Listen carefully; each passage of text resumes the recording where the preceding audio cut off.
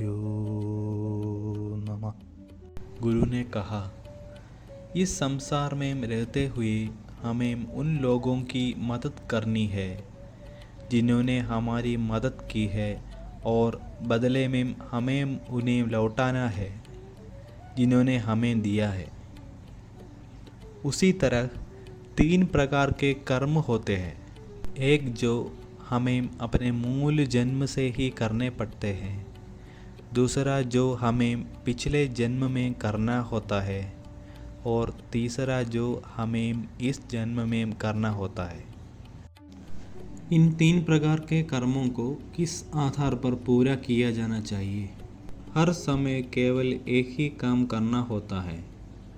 एक सामान्य कर्म उसके बनने के लिए, और दूसरा एक आवधिक कर्म उसके लिए उसके वासा और ऋण का भुगतान करना। तीसरा कर्म को इस तरह से दोहराया जाना चाहिए कि उसे दोहराया न जाए। पुनरावृत्ति को रोकने के लिए पिछले कार्यों को जोड़ना।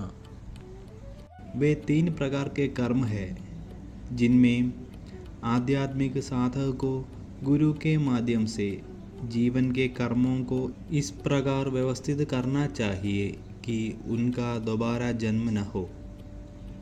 इसकी व्यवस्था करने के बाद अनुभूति की साधना प्रारंभ करनी चाहिए।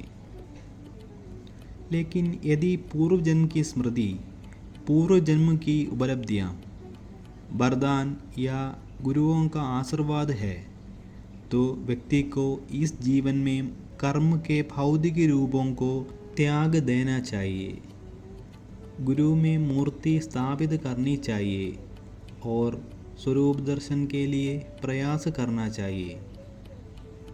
आगे की चर्चा में इस बारे में विस्तार से बताया जाएगा।